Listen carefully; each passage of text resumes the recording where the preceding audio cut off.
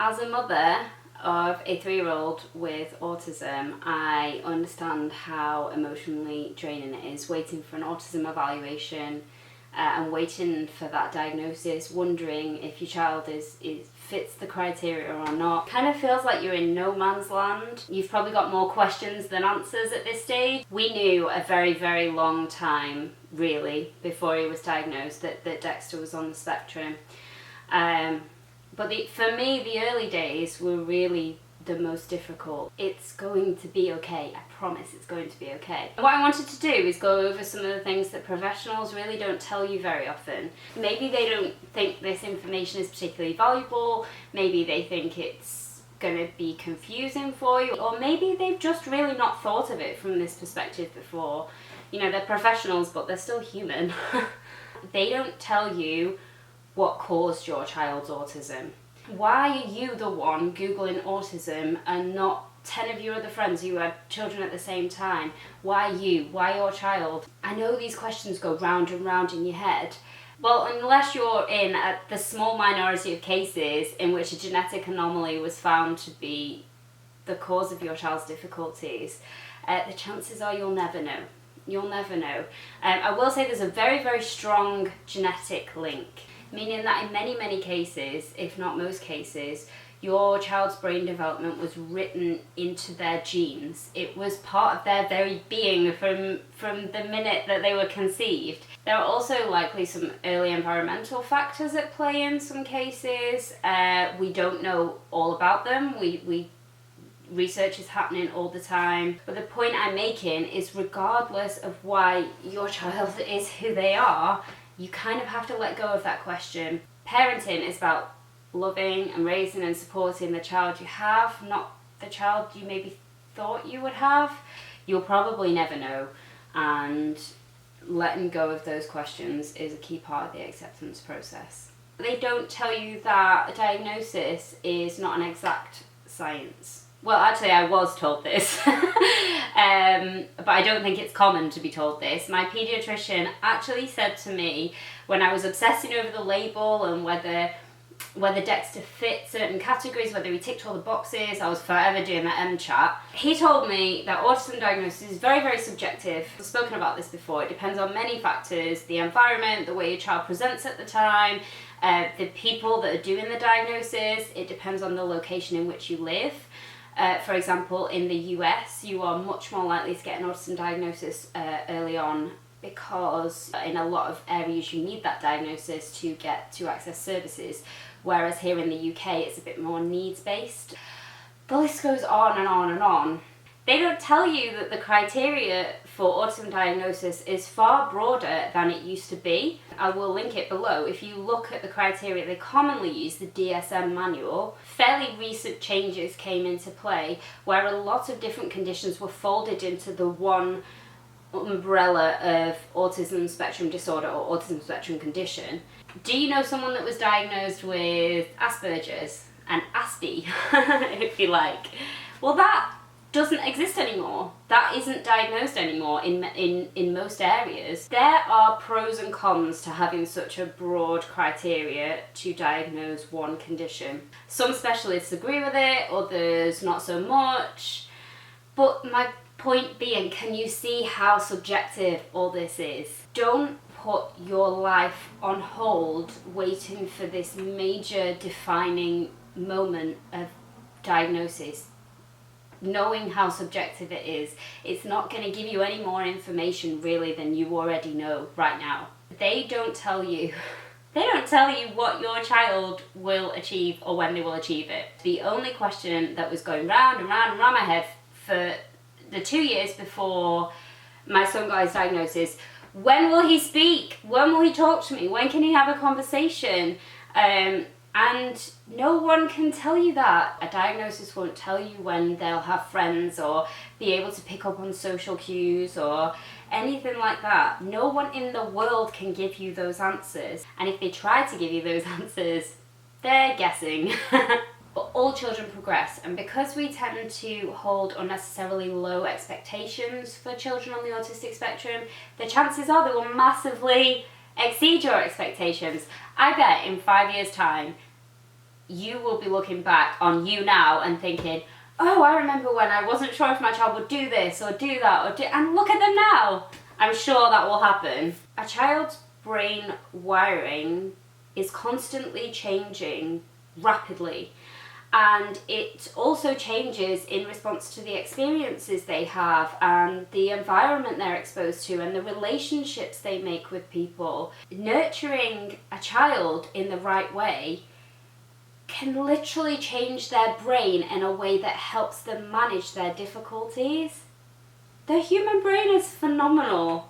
Certain behaviours that present as autism can be the result of just a developmental delay. You may have been told this, but let me give you a specific example. You've got a child that's showing very strong sensory preferences, very obvious sensory behaviours. Maybe they're toe walking, they're spinning themselves around, they're rubbing themselves on things, they're watching wheels rotate, and at the same time they've got below what you would expect for that age in terms of understanding. All of those things, very common in autism, can absolutely look like autism. The difference is a child that truly has autism will continue to experience the world differently throughout their entire lives. But also for typically developing children that have below what you would expect of their age understanding, they may still be exploring the world through their senses. And we all explore the world through our senses, obviously, but younger children do this more so because it's their only way of experiencing the world. Imagine I gave you a random object tool. It had a very specific purpose. You don't know what that purpose is. You've never used this tool before, but it's covered in a very soft material. What do you do with it? You're probably just going to feel this soft material because it feels nice. That's not because you are experiencing the world differently to somebody who does understand how the tool works. You just don't know its true purpose. So you're experiencing the object in a way that you understand. They don't tell you that you are way more important than therapy. So let me be very clear, I am not anti-therapy. I think therapy can be very helpful. My son is in speech therapy and also like an early intervention program. Don't underestimate your role in your child's development because not everything comes down to therapy. In fact, in some instances, therapy can be a less than positive experience. Talk to autistic adults about this because I have, and you'll understand what I'm talking about. I also wanted to say that sometimes you can think, oh, therapy isn't working. You can be working with the best therapist in the world, and sometimes a child just has to reach a certain level of brain development before they can acquire that skill. Think of it as like trying to teach a 4-month-old to talk. It doesn't matter what techniques you use or how you approach it, it's not going to work because developmentally they're just not there yet. Take pressure off yourself. All you can do is your best, and your best is more than enough. They don't tell you that there are a small percentage of children that outgrow their symptoms. If this happens, one of two things is actually happening. Either the child was diagnosed too early and the traits were a result just of a developmental delay, like I discussed earlier, or the child has developed enough social awareness or negative feedback from what they're doing to mask. Masking is done in order for somebody to feel like they fit in. And it can actually be quite damaging to a person emotionally. No one should have to work so hard all of the time to pretend to be someone they're not. They don't tell you that there's not enough emotional support before a diagnosis. Once you've received the diagnosis, you're an autism mom now, or you are an autism family, you're in the club, you can join other people in the club, you know where to search for these people, you know what you're dealing with. But what about before then?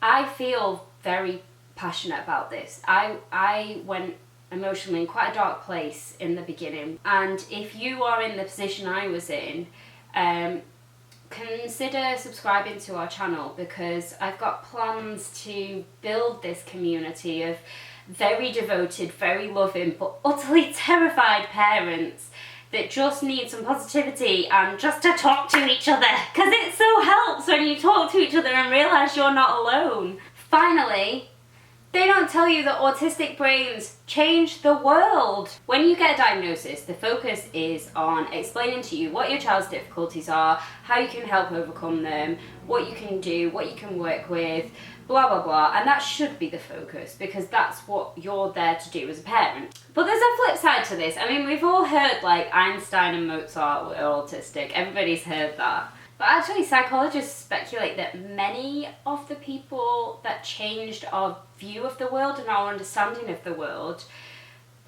were likely autistic. I'm sorry if this looks different, by the way. I had slight battery issues and had to charge the camera and then come back to it. Our world works best when all different kinds of brains bring something to the table and work together. And I really feel like as a society, and I definitely feel it as a mother of a neurodivergent child, this is something we need to be striving for. Really, all any of us can do is love and support and guide our children in a way that suits them and plays to their individual strengths and works on their own individual challenges. And you know what? If you do that, diagnosis or not, I'm pretty sure you're winning at parenting. And that brings me to the end of this video. Comment if you've got any questions, and yeah, consider joining our community. I've got big plans. Thank you so much for watching, and I'll catch up with you in the next video.